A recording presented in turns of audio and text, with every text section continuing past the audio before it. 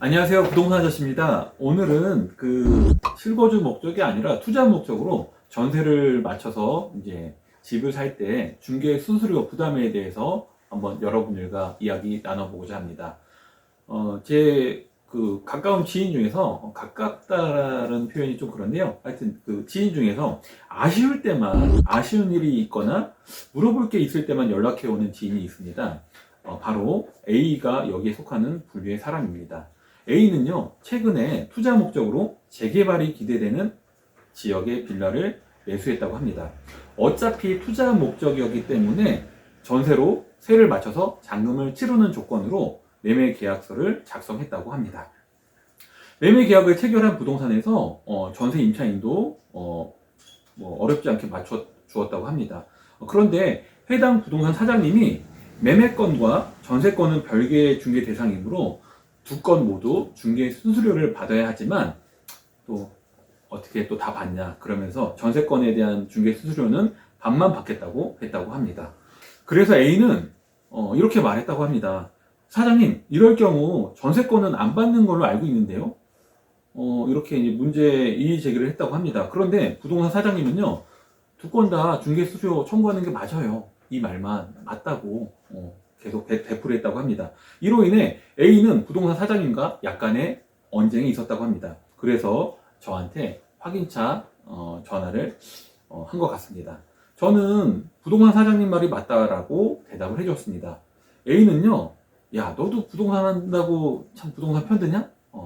이렇게 이제 말을 하면서 서운하다고 말을 했습니다. 이게 일반화된 통계는 아니지만요, 대체적으로 부동산 사장님들은 공인중개사 시험을 준비했던 그 손님들을 달가워하지 않습니다. 정확하게 말하자면 공인중개사 시험을 준비했었는데 떨어진 사람입니다. 왜냐하면요, 이런 손님들은 자신이 예전에 공부했던 어렴풋한 지식을 내세워서요, 절대 자신의 지식을 굽히지 않으려 할 때가 있기 때문입니다. 즉, 선무당이 사람을 잡는 경우죠.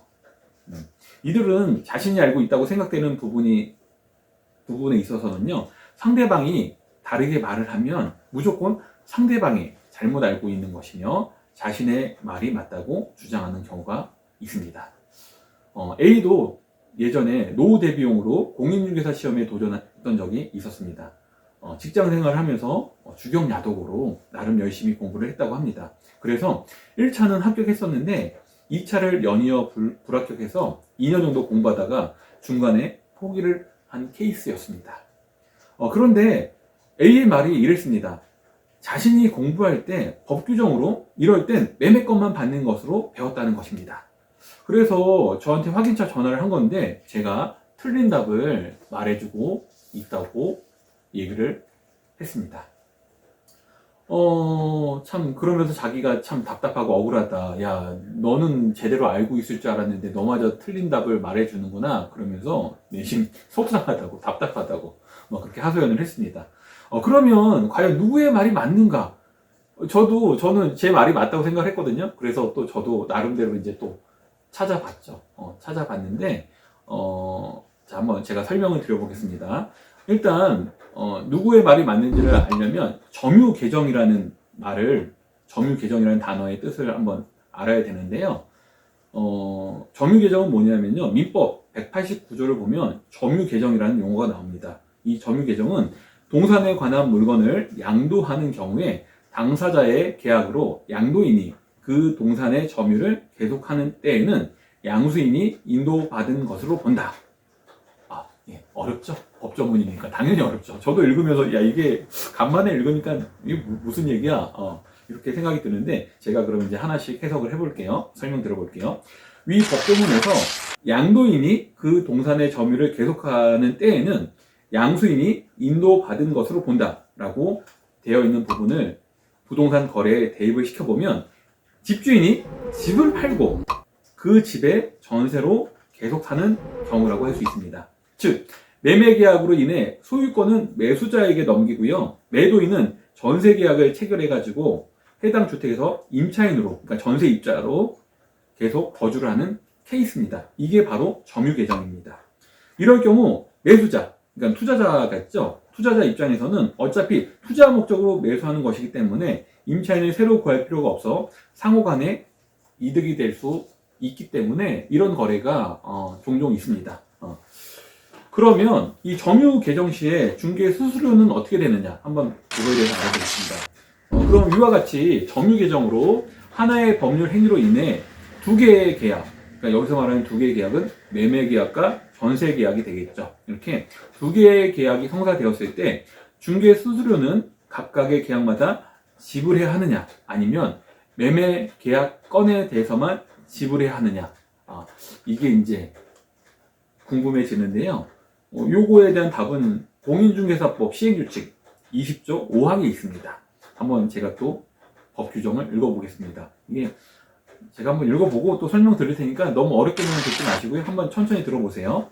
동일한 중개 대상물에 대하여 동일 당사자 간에 매매를 포함한 둘 이상의 거래가 동일 기회에 이루어진 경우에는 매매 계약에 관한 거래 금액을 적용한다. 이렇게 규정되어 있습니다. 즉, 이처럼 점유 계정으로 거래가 진행된 때에는 해당 계약을 중개한 공인중개사는 매매건에 대한 중개 수수료만 청구를 할 수가 있다는 말입니다. 간혹 위와 같은 경우에도요, 생색을 내기 위해서 원래는 뭐 두 건 다 받아야 되는데 전세 계약은 서비스로 안 받고 뭐 매매 수수료만 받을게요 라고 하는 이렇게 생색을 내는 공인중개사 분들이 있는데요.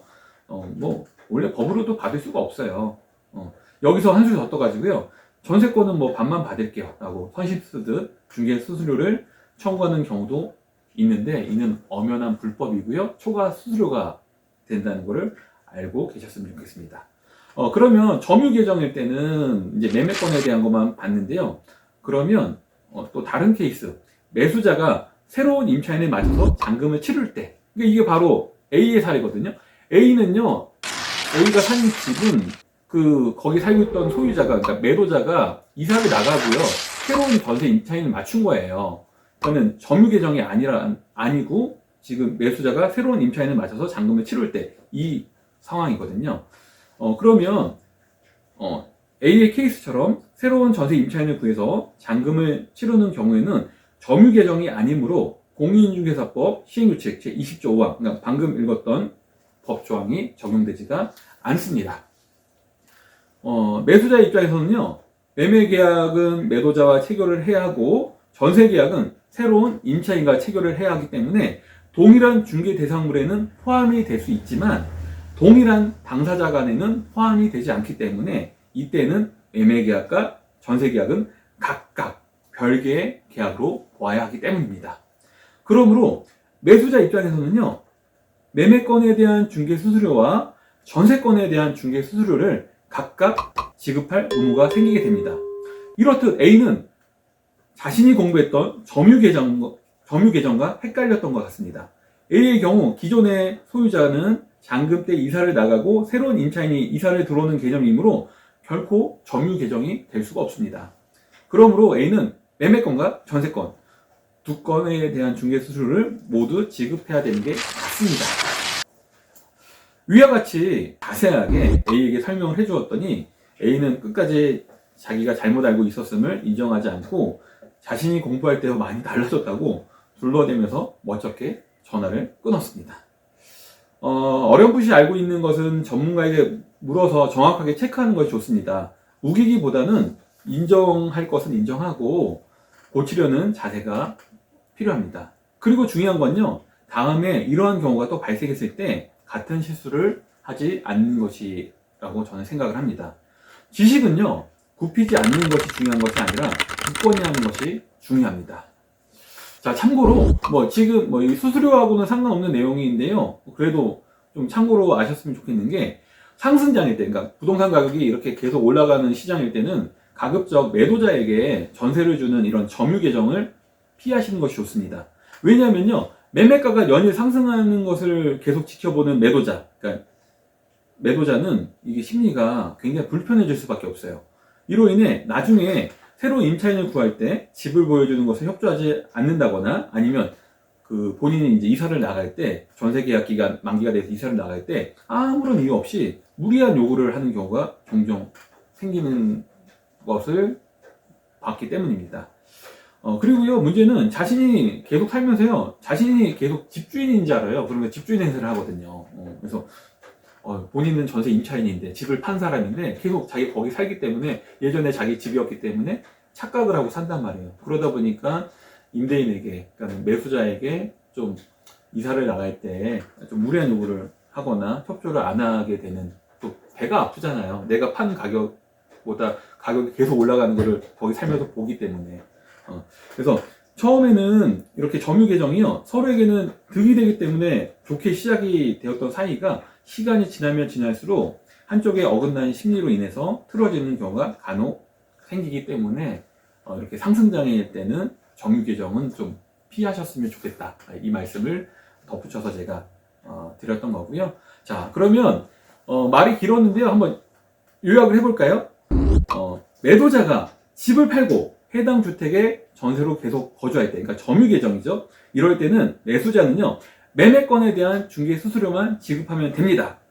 그런데 이와는 반대로 매수자가 다른 임차인을 맞춰서 잔금을 치를 때, 즉 저의 집 A의 케이스죠. 이럴 때는요, 매수자는 매매건과 전세건에 대한 중개 수수료를 각각 모두 지급해야 됩니다. 그러므로 오늘의 결론은 A는 다 지급해야 된다 입니다. 오늘 중개 수수료에 대해서 한번 알아봤습니다. 그래서 점유 계정인지 아니면 새로운 전세 입자를 맞추는지에 따라서 그 전세권에 관련된, 전세 계약과 관련된 중개 수수료를 지급해야 되는지 안 해도 되는지가 달라지게 됩니다. 여러분, 뭐 점유 계정이다, 그다음에 민법 몇 조다, 이런 어려운 법률 용어가 많이 나왔는데요. 이런 건 다 모르셔도 돼요. 딱 결론은 점유 계정이냐 아니냐에 따라서 그 해당 전세에 대한 수수료를 지급해야 될 의무가 발생하느냐 안 생기느냐, 요거만 알고 계시면 되겠습니다. 오늘 방송은 여기서 마치겠습니다. 여러분, 감사합니다.